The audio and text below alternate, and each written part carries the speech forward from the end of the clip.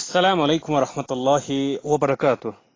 फ़िक़्ह की क्लास में आज हम कुछ मज़ीद इज्तिहाद के तरीक़े हाईकार बयान करेंगे जो मुख्तलिफ फ़िक़ही मसालिक में पाए जाते हैं, जिसमें से आज हम बयान करेंगे इस्तिहसान किसे कहते हैं और मुख्तलिफ मसालिक के इस इस्तिहसान के बारे में क्या कहना है। इसी तरीके से मसाले मुरसला और इस्तिस्हाब, इन तीनों के बारे में आज हम बात करेंगे। इससे पहले भी हमने कहा था कि तमाम फ़िक़ही मकातिब फ़िक्र इज्तिहाद के जवाज के कायल है। इस बात पर भी वो मुत्तफिक है कि इज्तिहाद उसी सूरत में जायज़ है जब मसले में कुरान और सुन्नत में कोई हुक्म वाज़े तौर पर बयान न किया गया हो, और जिन मसाइल में कुरान और सुन्नत में कोई तफसील न मिले उस मामले में वो इज्तिहाद की कायल है। और इज्तिहाद के मुख्तलिफ तरीक़ाए कार है और इनके बारे में फुक़हा के दरमियान थोड़ा बहुत इख्तिलाफ पाया जाता है। तो अब हम शुरू करते हैं। आज का पहला जो इज्तिहाद का तरीका है वो है इस्तिहसान। अब सवाल यह है कि इस्तिहसान किसे कहते हैं। अगर एक हुक्म कियास से साबित हो रहा हो तो किसी खास वजह की बुनियाद पर उस हुक्म को तर्क करके उसके मुखालिफ हुक्म को इख्तियार करना इस्तिहसान कहलाता है। इसकी वजाहत हम एक मिसाल से करते हैं। शरीयत का उसूल है कि हर शख्स की मिल्कियत को तकद्दुस हासिल है। कोई शख्स दूसरे की मिल्कियत में मौजूद किसी माल या जायदाद को जबरदस्ती खरीद नहीं सकता है। अब सवाल ये पैदा हुआ कि अगर किसी कौमी जरूरत के लिए हुकूमत को किसी खास जमीन की जरूरत हो, जैसे वहां सड़क, हस्पताल या डिफेंस नवियत की कोई तनसीबात कंस्ट्रक्शन बनाना हो, और मालिक अपनी जायदाद को बेचने पर तैयार न हो, तो क्या शरीयत के इस उसूल की पाबंदी जरूरी है। फुकहा ने इस्तिहसान से काम लेते हुए ये फतवा दिया कि इस सूरत में हुकूमत जबरदस्ती कर सकती है, बशर्ते कि वो मालिक को उस जायदाद की मार्केट वैल्यू के मुताबिक रकम अदा कर दे। यहां फुकहा ने एक उसूल को छोड़कर दूसरे उसूल की बुनियाद पर फैसला किया, और वो ये है कि इज्तिमाई मफाद की अहमियत जाती मफाद की निस्बत ज्यादा होती है। इस अमल को इस्तिहसान कहा जाता है। फ़िक़्ह हनफी, मालिकी और हम्बली में इस्तिहसान को जायज समझा जाता है और इससे काम लिया जाता है।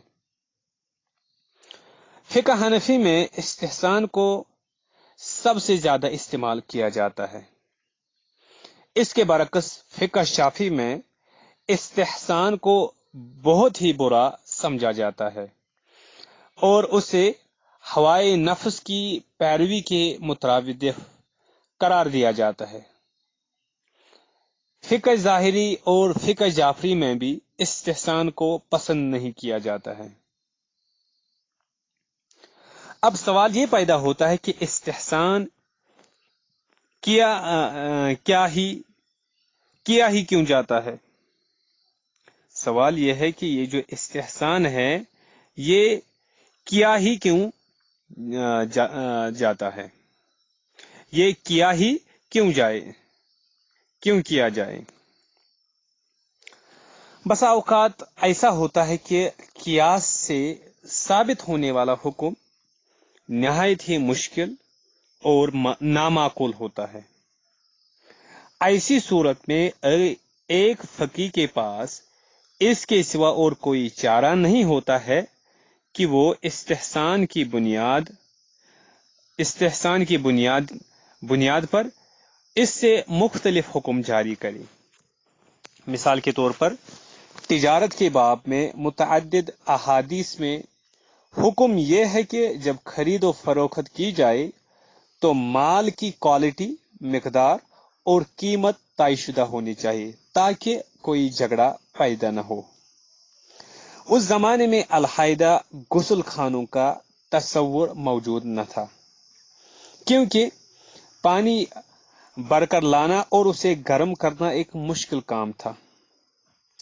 ایران اور شام کی فتح کے بعد مسلم دنیا میں حمام متعارف ہوئے، باتھ روم، جن میں نہ صرف سرد و گرم پانی کا اہتمام ہوتا بلکہ اس کے ساتھ مساج پارلر بھی ہوا کرتا تھا۔ آہستہ آہستہ یہ حمام ایک اہم سماجی ادارہ بن گئے۔ یہ حمام ایک اہم سوشل انسٹیٹیوٹ بن گئے جہاں لوگ ریلیکس ہونے، گپ شپ لگانے بلکہ علمی و فکری گفتگو کے لیے اکٹھا ہوتے۔ فقہا کے سامنے یہ سوال پیدا ہوا کہ اوپر بیان کردہ حکم کا اطلاق کیا حمام پر بھی ہونا چاہیے کہ صابن کی مقدار، کوالٹی، پانی کی مقدار اور حمام میں ٹھہرنے کی مدت باقاعدہ قواعد و ضوابط کی صورت میں طے کر لی جائے۔ جن فقہا نے اس پر اصرار کیا انہوں نے حمام میں نہانے کو تجارت پر قیاس کرتے ہوئے یہ قواعد و ضوابط مقرر کرنے کا فتویٰ جاری کیا۔ اس سے بہت ہی مشکل پیش آئی کہ صابن اور پانی کی مقدار کو کیسے کنٹرول کیا جائے۔ اسی وجہ سے بہت سے فقہا نے استحسان کی بنیاد پر قیاس کو ترک کرتے ہوئے یہ فتویٰ دیا کہ حمام میں نہانے کو تجارت پر قیاس کرنا درست نہیں ہے۔ اسی طرح رسول اللہ صلی اللہ علیہ وسلم نے اپنے خاندان بنی ہاشم کے لوگوں کو زکوٰۃ لینے سے منع فرمایا تھا۔ اس کا مقصد واضح تھا کہ اہل اسلام کو کرپشن اور اقربا پروری سے بچایا جائے۔ بعد کے دور کے فقہا میں یہ مسئلہ زیر بحث آیا کہ کیا یہ حکم عہد رسالت تک ہی محدود تھا یا قیامت تک کے لیے غریب ہاشموں کو زکوٰۃ سے محروم رکھا جائے۔ امام ابو حنیفہ نے استحسان سے کام لیتے ہوئے یہ فتویٰ جاری کیا کہ بعد کی ادوار کے غریب ہاشمی زکوٰۃ لے سکتے ہیں کیونکہ اب اس سے کسی قسم کی اقربا پروری کا اندیشہ نہیں ہے۔ دیگر فقہا نے عام اصول پر عمل کرتے ہوئے یہ فتویٰ دیا کہ قیامت تک کے لیے ہاشمی خاندان پر زکوٰۃ حرام ہے۔ استحسان کی ایک اور مثال سطر کے احکام ہے۔ مرد و خواتین کے لیے اپنے جسم کے پوشیدہ حصے کسی کے سامنے ظاہر کرنا جائز نہیں ہے، لیکن کسی بیماری وغیرہ کی صورت میں علاج کے لیے ڈاکٹر کے سامنے یہ حصے ظاہر کیے جا سکتے ہیں۔ یہ اجازت استحسان کی بنیاد پر ہے۔ امام شافعی نے الرسالہ میں استحسان کے تصور پر کڑی تنقید کی اور اسے نئی شریعت وضع کرنے کے مترادف قرار دیا۔ وہ لکھتے ہیں اگر قیاس کو ترک کرنا درست ہو تو اہل علم سے ہٹ کر کوئی بھی صاحب عقل استحسان کے ذریعے کسی معاملے میں ایسی بات کہہ سکتا ہے جس میں کتاب و سنت کا کوئی حکم نہ ہو۔ بغیر کتاب و سنت کے حکم کے اور بغیر قیاس کے یعنی دینی معاملات میں کوئی بات کہہ دینا قیاس کے اصولوں کے مطابق جائز نہیں۔ یہ بات میں کتاب اللہ اور سنت رسول اللہ کے ابواب میں بیان کر چکا ہوں۔ یہ امام شافعی کہتے ہیں اللہ کے حلال و حرام کا معاملہ تو اس سے بڑھ کر ہے کہ اس میں غلط اندازوں یا بغیر علم کے استحسان کی بنیاد پر کچھ کہا جائے۔ ایسا استحسان تو ذہنی تعیش ذہنی عیش و عشرت کا نام ہے. یہ ہے امام شافعی کا کہنا.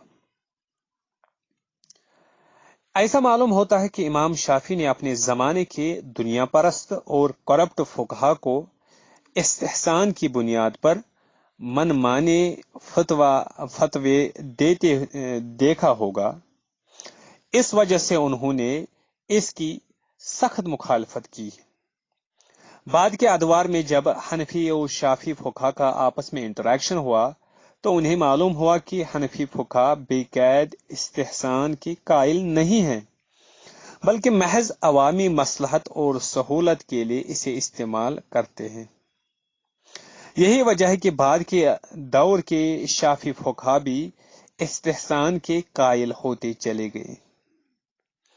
اسی طرح حنفی، مالکی اور حنبلی فقہا بھی اس بات کے قائل ہے کہ محض اپنی خواہش نفس کی بنیاد پر حرام کو حلال کرنا یا حلال کو حرام کرنا ایک نہایت ہی مکروہ اور ناقابل نفرت عمل ہے،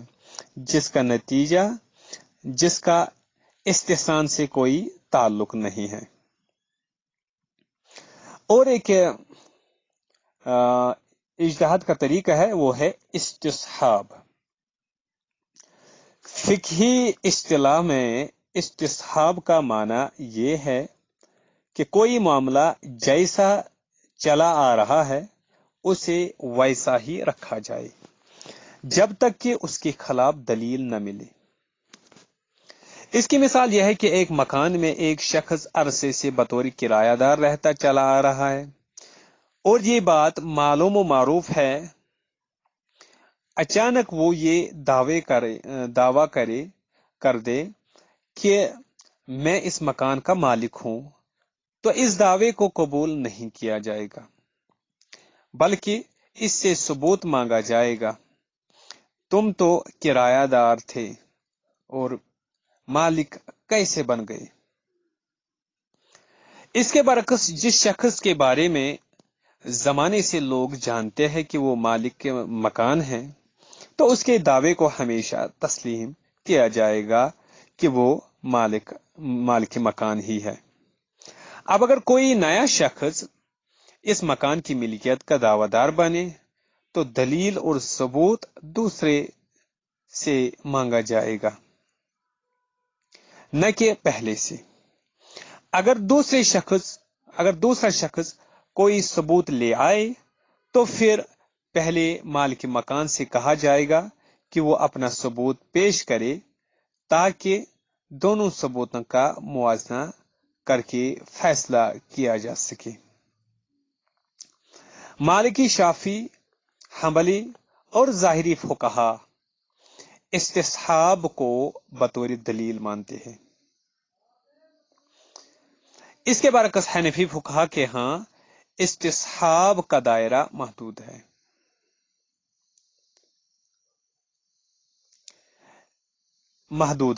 یہ کسی کے دعوے کا غلط ثابت کرنے کے لیے تو استعمال ہو سکتا ہے، مگر کسی دعوے کو صحیح ثابت کرنے کے لیے استعمال نہیں ہو سکتا. اوپر کی مثال میں جو ہم نے بیان کی میں حنفی فقہا کے نزدیک کرایہ دار کے دعوے کو باطل ثابت کرنے کے لیے استصحاب کو استعمال کیا جا سکتا ہے، مگر مالک مکان کے دعوے کے ثبوت میں استصحاب کو استعمال نہیں کیا جا سکتا. عام حنفی، مالکی اور حنبلی فقہا اس بات کے قائل ہے کہ استصحاب کو مستقل دلیل کے طور پر اختیار نہیں کیا جا سکتا، بلکہ اسے دیگر دلائل کے ساتھ ملا کر ہی استعمال کیا جا سکتا ہے. استصحاب کی ایک اور مثال وضو ہے. ایک شخص کو یقین ہے کہ اس نے وضو کر لیا ہے، اب اسے شک گزرتا ہے کہ اس کا وضو باقی ہے یا ٹوٹ گیا ہے، تو اس شک کی کوئی اہمیت نہیں ہے، اس کا وضو باقی سمجھا جائے گا جب تک کہ اسے یقین نہ ہو جائے کہ اس کا وضو ٹوٹ گیا تھا. اسی طرح یہ بات طے شدہ ہے کہ ہر انسان جرم سے بری ہے۔ اب اگر کوئی کسی پر جرم کا الزام عائد کرتا ہے تو ثبوت پیش کرنا مدعی کی ذمہ داری ہے، دعویٰ کرنے والے کی ذمہ داری ہے۔ اگر وہ ثبوت پیش نہ کر سکے تو ملزم بری ہو جاتا ہے، کیونکہ اصل یہ ہے کہ ہر شخص ہر جرم سے بری ہے۔ جرم ثابت کرنے کے لیے ثبوت کی ضرورت ہے، برات ثابت کرنے کے لیے ثبوت کی ضرورت نہیں۔ جن جاہلانہ معاشروں میں استصحاب کے اصول کو تسلیم نہیں کیا جاتا، وہاں اگر کسی شخص پر جرم کا الزام عائد کر دیا جائے تو ملزم سے کہا جاتا ہے کہ وہ مثلاً انگاروں پر چل کر اپنی بے گناہی کا ثبوت دے۔ اگر اس کے پاؤں نہ جلے تو وہ بری ہے، اگر پاؤں جل جائے تو وہی قصوروار ہے۔ یہ ایک جاہلانہ قبائلی رسم ہے جس کا اسلام سے کوئی تعلق نہیں ہے۔ اجتہاد کا اور ایک طریقہ ہے، وہ ہے مصالح مرسلہ۔ اب مصالح مرسلہ کس چیز کا نام ہے؟ مصالح مرسلہ سے کیا مراد ہے؟ مصالح مرسلہ سے مراد ایسی اجتماعی مصلحت ہے، فائدہ ہے، جس کے بارے میں قرآن و سنت میں کوئی حکم مذکور نہ ہو، ذکر نہ ہو۔ امام مالک نے اس مصلحت سے بہت سے احکام کی بنیاد قرار دیتے ہوئے اسے قبول کیا ہے۔ امام مالک نے اس مصلحت کو بہت سے احکام کی بنیاد قرار دیتے ہوئے اسے قبول کیا ہے۔ دیگر فقہی مکاتب فکر کے ہاں اسے کوئی خاص اہمیت حاصل نہیں ہے۔ مصلحت سے مراد کسی کی ذاتی مصلحت نہیں ہے، بلکہ یہ مسلمانوں کی اجتماعی مصلحت ہے۔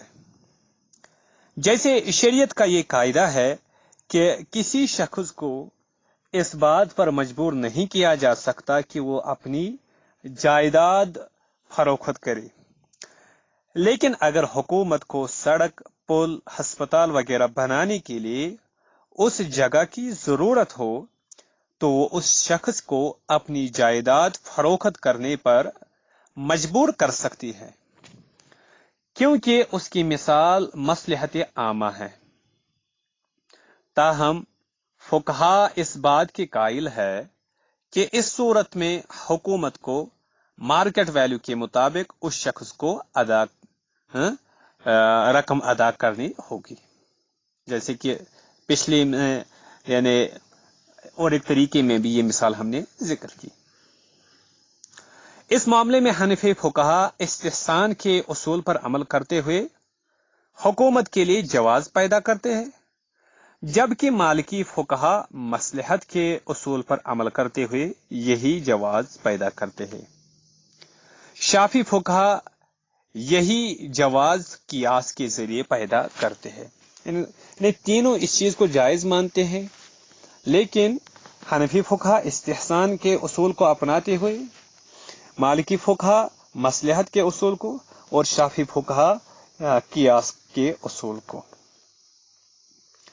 مصالح مرسلہ کی چند مثالیں ہمیں دور صحابہ سے ملتی ہے۔ سیدنا عمر و عثمان رضی اللہ عنہما کے زمانے میں مسجد نبوی کی توسیع وسعت کے لیے ارد گرد کی عمارتیں خرید کر انہیں مسجد کا حصہ بنایا گیا۔ سیدنا عمر رضی اللہ عنہ نے مدینہ کے گرد و نواح میں موجود ایک چراگاہ کو سرکاری تحویل میں لے لیا تاکہ فوج کے گھوڑوں کے لیے چارے کا اہتمام کیا جا سکے۔ جن فقہا نے مصلحت کے اعتبار نہ کرنے کو اختیار کیا ہے، ان کی دلیل یہ ہے کہ مصلحت کو نظریہ ضرورت بنا کر جائز کو ناجائز اور حرام کو حلال کیا جا سکتا ہے، اور حکمران اپنی مرضی لوگوں پر مسلط کر سکتے ہیں۔ اس کے جواب میں مصلحت کے جواز کے قائلین مصلحت کو ماننے والے کہتے ہیں کہ اسے مصلحت کے ایسی شرائط ہے جن کی وجہ سے اس کو غلط استعمال نہیں کیا جا سکتا ہے، اور وہ شرائط کیا ہے؟ نمبر 1، مصلحت شریعت کے کسی مقصد یا حکم کی خلاف ورزی پر مبنی نہ ہو۔ نمبر 2، مصلحت اپنی ذات میں معقول ہو اور عقل عام کامن سینس اس کو سمجھتی ہو۔ نمبر 3، مصلحت پر عمل سے لوگوں کی تنگی دور ہوتی ہو۔ نمبر 4، مصلحت عام لوگوں کے مفاد پر مبنی ہو، نہ کہ کسی خاص شخص یا گروہ یا جماعت کے ذاتی مفاد پر۔ نمبر 5، مصلحت پر عمل کرنے سے 2 نقصانات میں سے بڑا نقصان دور ہوتا ہو۔ یہ ہے شرائط مصلحت کے قائلین ماننے والے پیش کرتے ہیں مصلحت کے لیے کو قبول کرنے کے لیے۔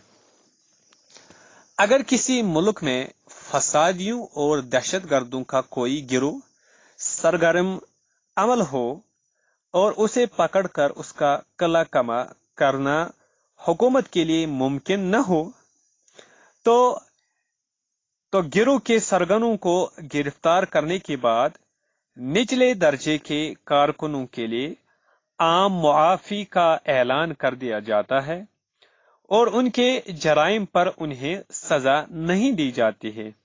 یہ بھی مصلحت کے اصول کی بنیاد پر ہی ہوتا ہے۔ یہ تھے اجتہاد کے 3 مزید طریقے جو مختلف فقہا کے ہاں پائے جاتے ہیں۔ اس کی تفصیل ہم نے بتائی۔ انشاءاللہ اگلی کلاس میں مزید 3 طریقے ہائے کار کا تذکرہ کریں گے انشاءاللہ الرحمن۔ تب تک والسلام علیکم ورحمۃ اللہ وبرکاتہ۔